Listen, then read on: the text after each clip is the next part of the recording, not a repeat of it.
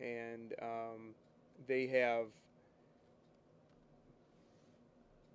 given us all kinds of images to work on with all kinds of problems to solve. So let's jump to the screen. We were working on another picture, and we'll want to save that that picture, and we can save it as a let's say I'd like to save it as a PSD file, a Photoshop format. But in this case, we can also do a TIFF, and we have to change the extension, of course, and that is just not letting us do it the way I was hoping it would work. So let's try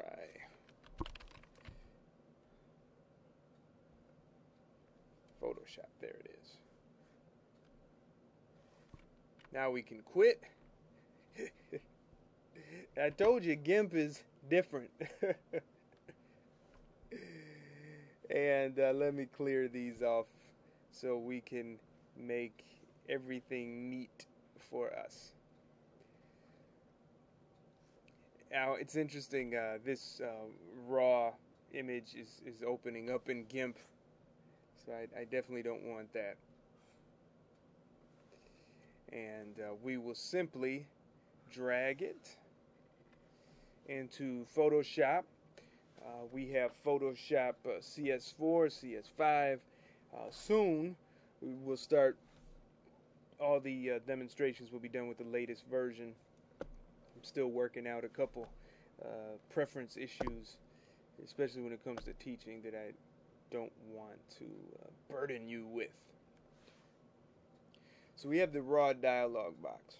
Now here's a picture that we have. I will just crop right to the image area, and it's somewhat of an action shot, and we need the record player to we need the appearance of motion.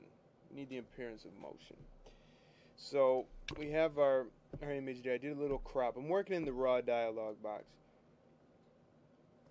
Now typically it doesn't matter TIFF or raw.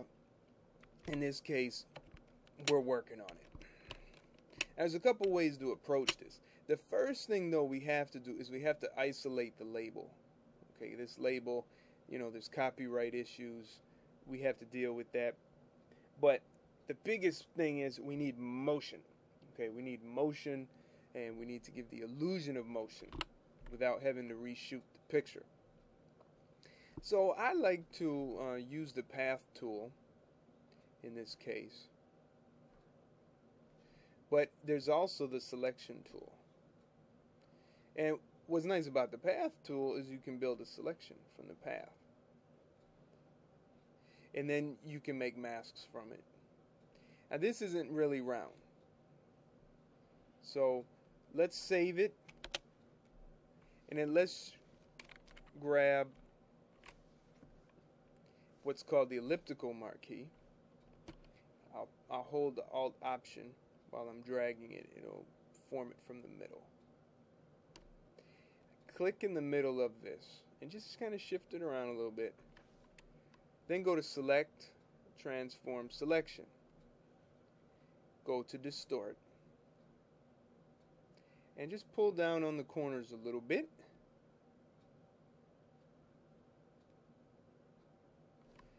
I deal with this in great detail, these kind of selections in my course, so you'll definitely get some great exercises on that.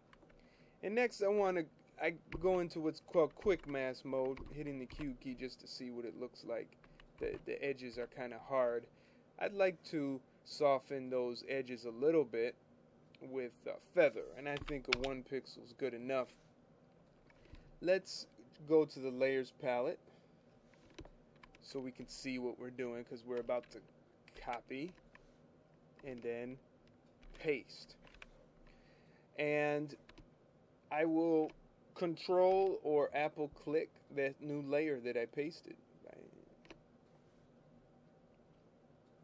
And then go to filter, blur. I like for this radial blur. And we'll do the spin mode and just increase it a little bit, like so. Let's do it like that, so it's really spinning. And it's a little rough, but that's okay. Now I deselect. Now the problem with this one is the plane is off. So what we do is we go to Edit, Transform, or Apple or Control T. Hold the Alt Option key down and pull down from the top. Then hold the Shift key and hold the Shift and Alt Option key down and pull, like so. Zoom out a little bit to see what we got. See, it's much better. The plane is much more accurate. Hit return. Now we'll go to this path. I don't like that path. Let's go back to that elliptical marquee. I could have made a path from that too. Let's try it like so. And right there maybe. And down here in the layers palette, there's this little layer mask button. And if you just press it by itself, it cuts out everything around that selection. So now we have a mask over it.